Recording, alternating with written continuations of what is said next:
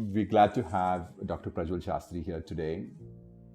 Dr. Prajwal Shastri, he's from Mangaluru, from St. Agnes College. And then she did a master's in IIT Bombay before doing a PhD in TFR.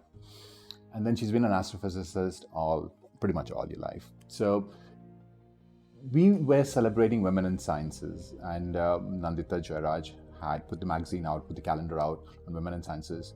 And she's one of the prominent people in that magazine. So briefly to you, thank you for being here. And this whole video is about how women or how young people can pursue their interest in science and be a researcher. So first question, how does watching the sky help you sometimes forget your ego?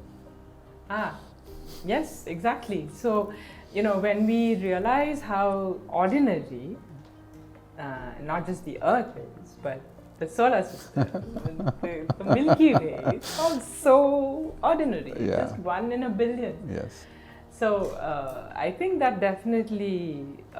Would you advise that as therapy? Sorry? Would you advise that as therapy? Actually, I have heard that it is what people do recommend it. I mean, I'm not obviously a therapist, but I have heard that it does work as therapy. If somebody is interested in astrophysics, how should they pursue their interest? So, first of all, I want to say that women doing science is no different from men doing science, or people of any gender doing science, so or doing anything for that matter. So, I guess we first need to get rid of that distinction. So, we need to not treat the women differently, treat all students in the same way. Talking about astrophysics specifically, what I normally recommend is that they go to a good college which has good physics and mathematics teaching. So when it comes to a choice, I can't recommend specific institutions, but one should look for institutions with undergraduate programs where there is good physics and mathematics teaching. Preferably undergraduate programs which have a broad base. So nowadays many institutions in India are seeing merit in having a broad-based curriculum that includes the humanities, the sciences and the arts. And so regardless of what particular stream you may want to specialize in later on, you get exposure to the humanities, the arts and the sciences. So that would be the recommended route, but the quality of the teaching and the quality of the laboratories is something that one should base one's choice upon. And if the person really feels that they are interested in astrophysics, then I would recommend that during the summertime, during vacation, they try to do internships with astrophysicists. So there are many institutions around India. There is the Indian Institute of Astrophysics, where I spent over 2 decades. There is the Inter-University Center for Astronomy and Astrophysics in Pune, and the Raman Research Institute in Mangaluru, and several such institutions all over the country, and they offer internships to undergraduate students. So they should try and get those to learn what astrophysics research is like. But I would also recommend that they hang out with amateur astronomers in their own maybe neighborhoods or in their town. You have a telescope on your terrace, and so you will have star parties. They should hang out with them, because I've really found that amateur astronomers are really passionate. And it's really nice to hang out with them. Even more so, I would say, than the typical professional astronomer. I don't mean all, but I mean the typical professional astrophysicist. Amateur astronomers are really passionate. So it's a really nice experience to hang out with them.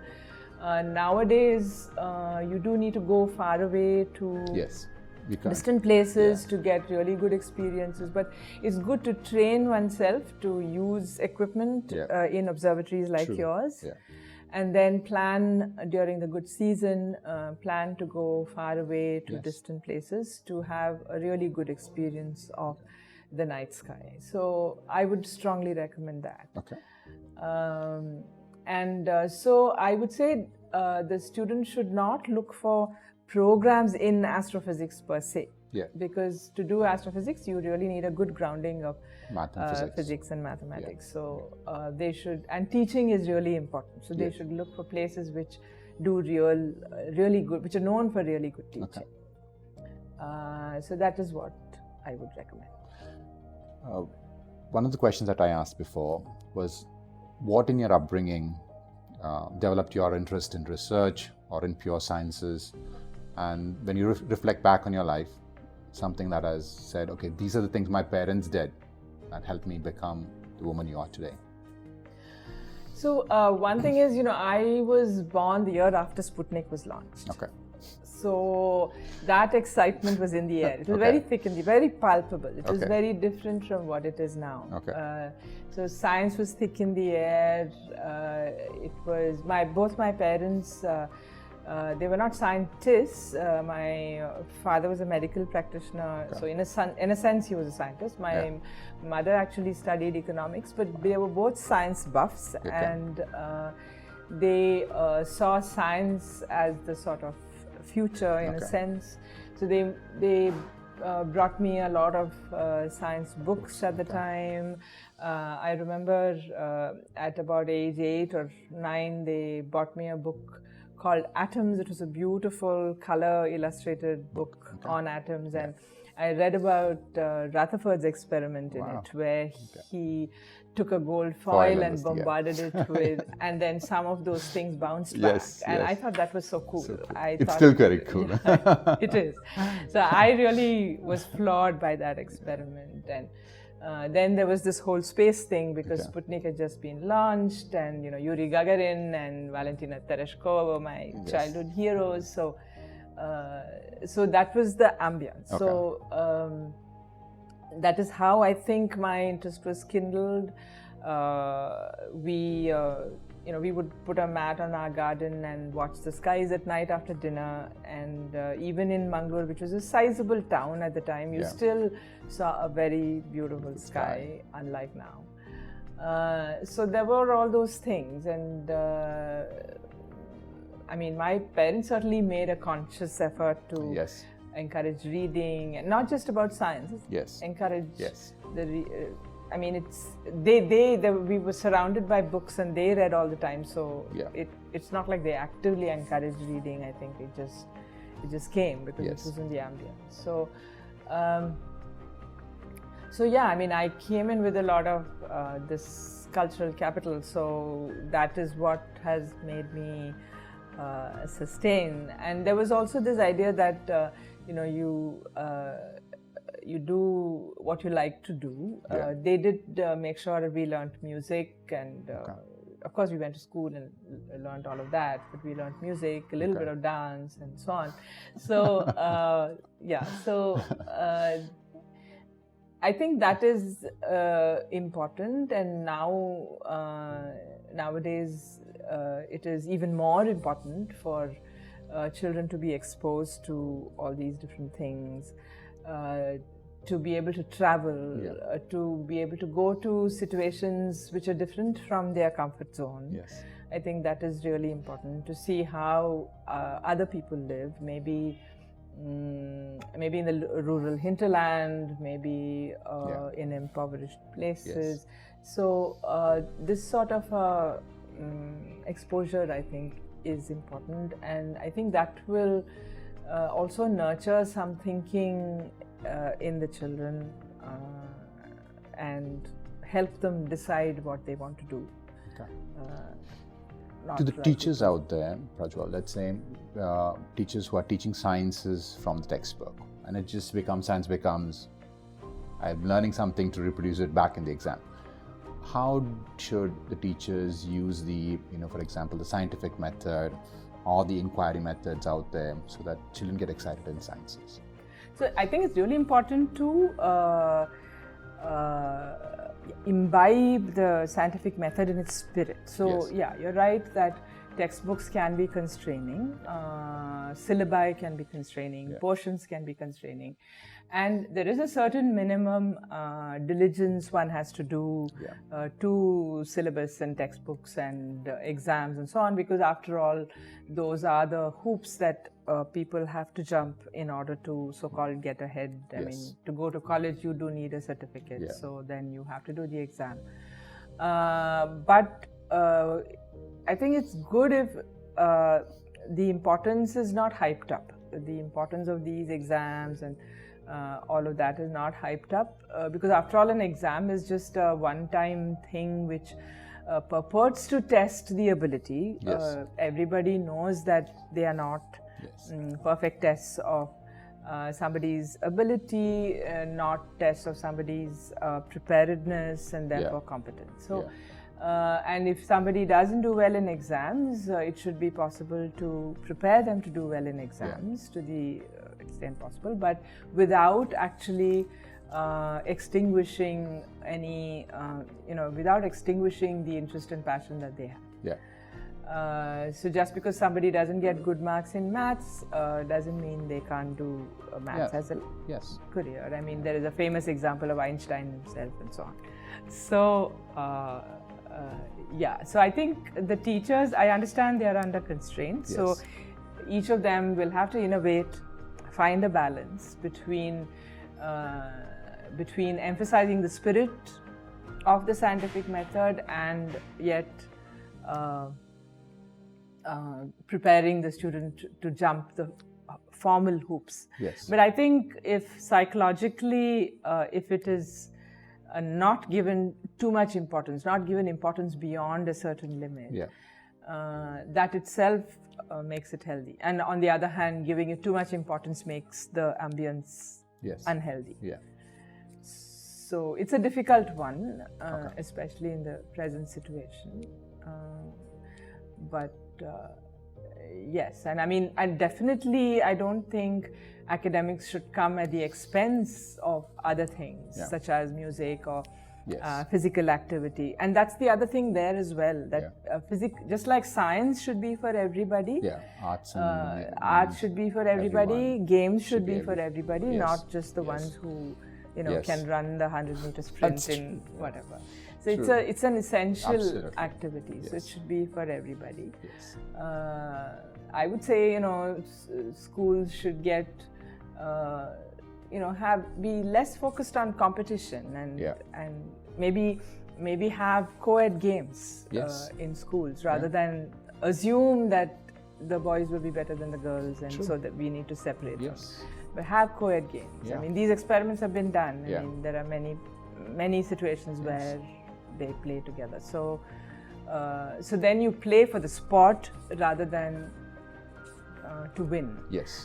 So similarly, and it's really, I think, important to see the linkages and not have science as a subject and music as a subject and the two things don't talk to each other, because there's so much physics in music, for example. And in sports. Yeah, exactly. In sports, So those linkages, I think, are important. And if we focus too much on the competitiveness and who's doing well and who gets the first prize and who gets 100% marks, then those linkages and they get de-emphasized, which may not be a good thing. I have to ask you this question, may not be on the video. So, on the human evolution or the human thinking evolution, how does astrophysics play a role in human, let's say, thought process, consciousness evolution? So it really gives us insights into our place in the universe, so to speak. So originally it was perhaps just natural to think that the Earth was the center of everything, or even less than the Earth, maybe whatever little community we belong to, that was the center of everything. And then there were all these insights that no, the Earth is not at the center of everything. Galileo got into trouble because he propounded the heliocentric system. So that immediately took Earth out of being the most important to just one other planet. Further research went even further to say the sun is also not a special star. It's just one star among billions in our Milky Way. And then the Milky Way is not special. It is just one galaxy among billion galaxies in the universe. So we are just more and more and more ordinary. One outcome of that, at least for some people, is to say, this whole, this famous thing about the little blue dot that Carl Sagan spoke about, or even well before that, when the Apollo 8 mission went up and they photographed the Earth for the first time from the outside. It sort of invokes this response that, well, I mean, this is just so fragile and so unique that it becomes our responsibility to preserve it and not destroy it. So that's I think it sort of, because from out there in space you don't see country, you just see the Earth. You don't see borders, you don't see divisions, you don't see conflicts. You don't see religions. You don't see religious conflict or divisions. You see one world. You just see one world. Yes. So, and a beautiful world. And a very beautiful world. Yes, but a very fragile one as well. Absolutely. So that has, I think, made a huge shift. I mean, but not just that. I mean, we've gone much ahead from there, and we realize how big astrophysics has taught us how big our universe is and how small we are. And so then I think it makes it much more precious for us. There have been searches for life elsewhere which have not yielded results so far, which means that that's a very rare phenomenon, at least life like the way we know it. So that makes it even more. So the people who are not astrophysicists, who don't look at the sky as often as you do, we don't realize how beautiful and unique the world is. And it might probably pain you to say, why are you destroying it? More than it does to the rest of us who don't see it as often. How would you, if you could, bring this consciousness to everyone on the planet? Wow, that's a tough one. But I think partly in education, we need to do a small shift of thinking about these things we teach in schools as not subjects, but as a way of thinking and a way of life. So for us, I think for humanity, education, as in the the way we formally understand it, is meaningful if it is transformational. Yes.